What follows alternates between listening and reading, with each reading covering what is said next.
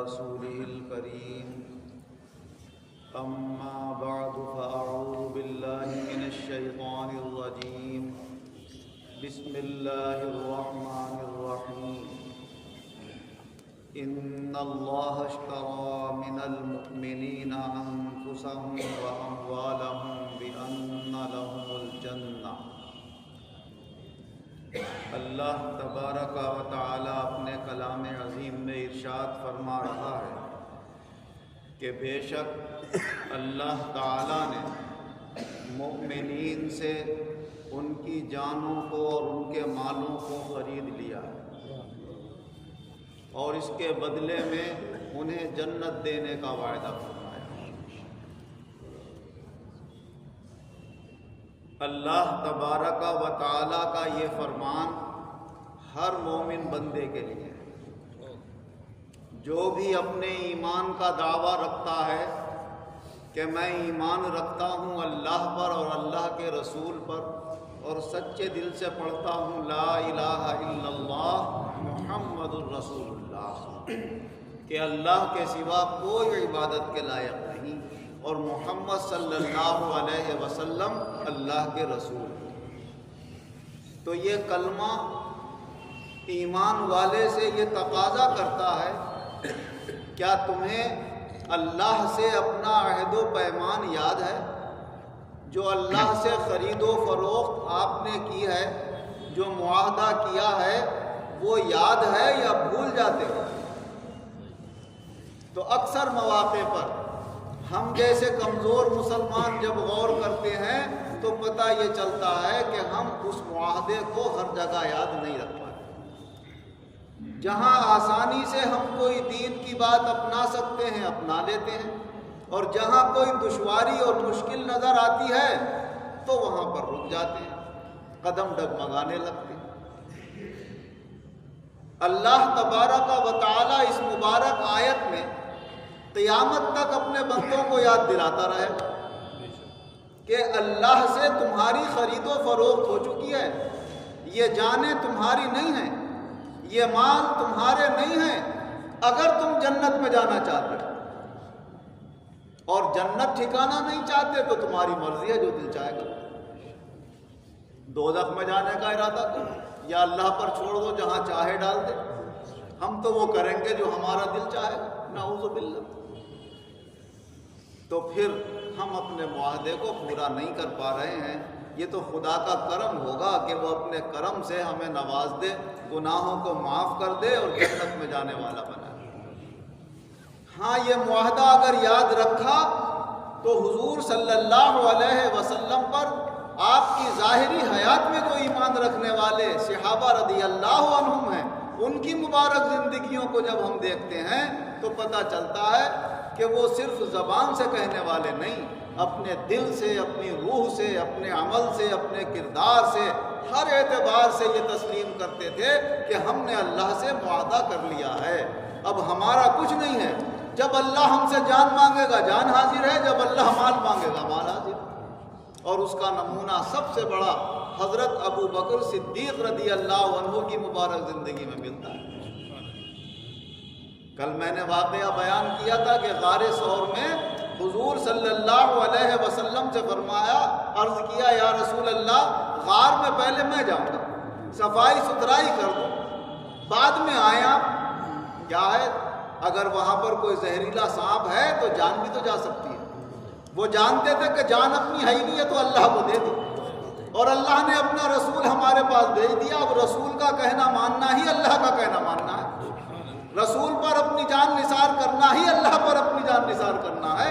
من یطع الرسول فقد اطاع اللہ، جس نے رسول کا کہنا مان لیا تو اس نے اللہ کا کہنا مان لیا۔ اور وہ ہوا کہ آپ کے پاؤں میں زہریلے جانور نے کاٹا لیکن ہلے نہیں آپ، حضور لیٹے ہوئے ہیں تو جان جاتی ہے تو چلی جائے، جان ان کی ہے، ان کو دکھ نہ ہو، ان کی آنکھ نہ کھل جائے، اتنی سی ہلکی سی بھی تکلیف نہ ہو، ہماری جان جائے تو چلی جائے۔ کوئی کر لے گا ایسا نمونہ پیش کیا ہے، قیامت تک کے لیے اس کی مثال نہیں بن سکتی۔ حضور صلی اللہ علیہ وسلم نے لعاب دہن لگایا، بالکل ٹھیک ہو گئے۔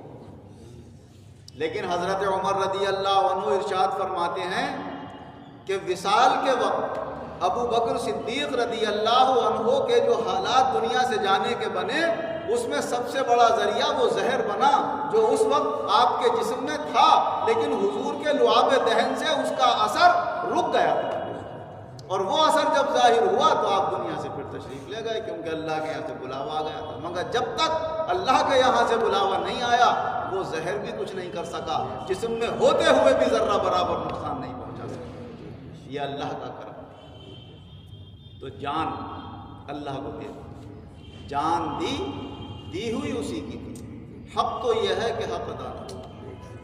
یہ تصورات تھے ان حضرات کے، یہ جذبات تھے ان حضرات کے۔ ایسی مال کا نمبر آتا تھا تو مال حاصل۔ حضرت عمر رضی اللہ عنہ روایت کرتے ہیں کہ ایک مرتبہ حضور صلی اللہ علیہ وسلم نے ہم سے فرمایا صدقہ دو۔ فرمایا آپ کا یہ فرمان عالی ایسے وقت میں آیا جب میں خوب مالدار تھا۔ تو میں سوچنے لگا کہ ابو بکر سے کبھی تو آگے بڑھا ہی نہیں ہوں، اگر آگے بڑھ سکتا ہوں تو ہو سکتا اب آگے بڑھ جاؤں، ورنہ دکھتا نہیں رہا، ممکن نہیں ہے کسی بھی معاملے میں ان سے آگے بڑھ۔ فرماتے ہیں اتنا مال تھا بے شمار میرے پاس، آدھا لے آیا حضور کے پاس اور آدھا گھر والوں کے لیے چھوڑا۔ اور فرمایا ابو بکر صدیق رضی اللہ عنہ کے پاس جو کچھ تھا سب لیا گھر میں سے۔ حضور صلی اللہ علیہ وسلم نے فرمایا اے عمر گھر والوں کے لیے کیا چھوڑ گیا؟ کہا یا رسول اللہ جتنا لایا ہوں اتنا ہی گھر والوں کے لیے چھوڑ آیا ہوں۔ اے ابو بکر تم اپنے گھر والوں کے لیے کیا چھوڑ کے آئے ہو؟ کہا اللہ اور رسول کو چھوڑ آیا ہوں، باقی جتنا تھا سب لے آیا۔ نہیں بھائی اے عمر تم آگے نہیں بڑھ سکتے، یہاں تو معاملہ ہی الگ ہے۔ جان دو تو پوری حاضر ہے، مال دو تو سب حاضر ہے، اور جان مال کیا اولاد بیوی بچے، اولاد سے کتنی محبت ہوتی ہے آدمی۔ وہ نثار حضور صلی اللہ علیہ وسلم کی عمر مبارک کتنی ہے، اور حضرت عائشہ صدیقہ رضی اللہ عنہا کی عمر مبارک کتنی ہے؟ بس زبان مبارک سے نکلنے کی دیر ہوتی تھی فوراً ہاتھ باندھے تیار، یا رسول اللہ جیسا ہو، بھائی رشتہ آپ کے یہاں بھیجنا ہے، بیٹی سے نکاح کرنا حضور حاضر ہے، بیٹی کیا ہم کیا بیوی بچے کیا سب اللہ اور اس کے رسول کا ہے، آپ قبول فرما لیں تو یہ تو ہماری خوش نصیبی ہے۔ فوراً پیش کر، مال پیش کر دیا، بچے پیش کر دیے، جان پیش کرنے کو حاضر۔ کیا ہے؟ یقین ہے کہ یہ اللہ کا کلام ہے، کسی بندے کا کلام نہیں ہے، یہ بنایا ہوا کلام نہیں ہے۔ اللہ نے فرمایا ان اللہ اشتری من المؤمنین انفسهم واموالهم، جانیں بھی خرید لی ہیں اور مال بھی خرید لیا ہے، اور سودے بازی کائی کی ہوئی ہے بِأَنَّ لَهُمُ الْجَنَّةَ، اس بات سے ہوئی ہے کہ تم اپنی جان اور مال ہمیں دو، ہم بدلے میں تمہیں جنت عطا فرمائیں۔ اور وہاں جب جنت میں جائے گا آدمی تو پھر ہمیشہ ہمیشہ کے لیے چین سکون اور اطمینان، اور دنیا کی وہ اس عالم کی وہ نعمتیں اور لذتیں کہ یہاں پر آدمی اس کا تصور بھی نہیں کر سکتا۔ لا عین رأت ولا اذن سمعت ولا خطر على قلب بشر او کما قال رسول اللہ صلی اللہ علیہ وسلم۔ ارے نہ وہ نعمتیں کسی آنکھ نے دیکھی ہیں، نہ کسی کان نے سنی ہیں، کسی بشر کے دل پہ خیال بھی نہیں گزر سکتا ان کا، وہ تو اللہ نے چھپا کے رکھی ہے وہاں پر، جب سامنے آئیں گی تو پتہ چلے گا وہ کیا نعمتیں ہیں، مگر وہ چھپی ہوئی اللہ کے رسول صلی اللہ علیہ وسلم کے فرمان سے اور قرآن سے اتنا یقین رکھتے تھے گویا اپنی آنکھوں سے دیکھ رہے ہیں۔ ایک مرتبہ حضور صلی اللہ علیہ وسلم نے ارشاد فرمایا کہ جبریل امین علیہ الصلاۃ والسلام تشریف لائے اور میرے سامنے جنت حاضر کی اور ایک دروازہ دکھایا کہ اس دروازے سے آپ کی امت داخل ہو۔ حضرت ابوبکر صدیق رضی اللہ عنہ عرض کرنے لگے یا رسول اللہ میں یہ آرزو کر رہا ہوں کاش میں بھی اس وقت ہوتا جس وقت اب جبریل امین آپ کو جنت کا دروازہ دکھا رہے ہیں۔ ارے کہا تو آرزو کیا کر رہا ہے، تو یہ سن لے کہ میرے امتیوں میں سے سب سے پہلے جنت میں کوئی ہو جائے گا۔ تو ادھر سے قربانی ہے، ادھر سے فنا ہے، ادھر سے جان نثاری ہے، اور ادھر سے وہ رتبہ اور مقام ہے جو امت میں کسی کو بھی حاصل نہیں ہونے والا، دونوں طرف سے ہوتا ہے۔ اب ہم نے ایک طرفہ بنا لیا ہے کہ ہم چاہے کچھ بھی کرتے رہے مگر اللہ کا کرم ہی ہونا چاہیے ہمارے اوپر۔ ہم کچھ بھی کرتے رہیں، اللہ کے رسول کی توجہ ہماری طرف ہونا چاہیے، تو کچھ نہ کچھ ہمیں بھی سنبھلنا پڑے گا، کیونکہ حضور صلی اللہ علیہ وسلم کی جو خدمت کرتے تھے، تہجد کے وقت پانی اور مسواک اور یہ لا کے دیتے تھے۔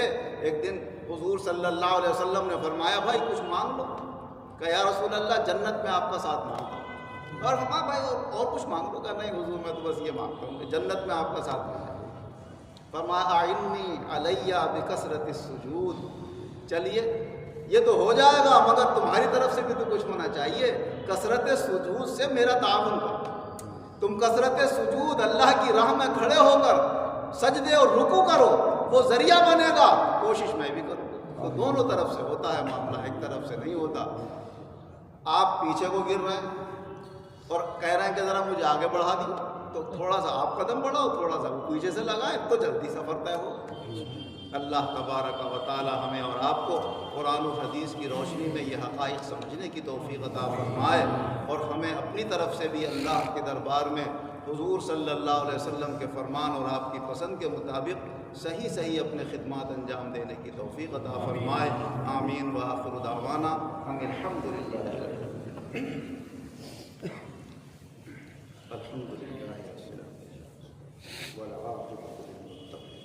والصلاة والسلام على خیر خلقہ محمد وآلہ واصحابہ اجمعین۔ اے اللہ اپنے خاص فضل و کرم اپنی رحمت سے حضور رحمت للعالمین صلی اللہ علیہ وسلم کے صدقہ اور وسیلے سے ہم تمام عالم کے مسلمانوں کو گناہ معاف فرما، آئندہ گناہوں سے بچنے کی توفیق عطا فرما، سب بیماروں کو شفا عطا فرما، قرض داروں کو قرضوں سے نجات عطا فرما، بے روزگاروں کو اچھے روزگار عطا فرما، جو برسر روزگار ہیں ان کے روزگاروں کو خیر و برکت اور ترقی عطا فرما، خاص طور سے ہم سب مسلمانوں کے ایمانوں میں اور زیادہ مضبوطی پیدا فرما، بے وقوفی، نادانی، جہالت، گمراہی، حسد، جلن، کینہ، بغض و عداوت، بدگمانی، یہ سارے فاسد خیالات و تصورات اللہ دور فرما، فاسد اعمال سے ہمیں بچنے کی توفیق عطا فرما، اور ان کے مد مقابل جو خوبیاں، کمالات اور اعلیٰ صفات ہیں ہمارے اندر پیدا فرما۔ ایمان و عزت کے ساتھ ہم سب مسلمانوں کو زندہ رکھ، ایمان و عزت کے ساتھ بآسانی ہم سب کا خاتمہ فرما، ایمان و عزت کے ساتھ آخرت میں اپنے مقبول بندوں کے ساتھ ہمارا نشر فرما۔ آمین بجاہ النبی الکریم وصلی اللہ تعالی علی خیر خلقہ محمد وآلہ واصحابہ اجمعین برحمتک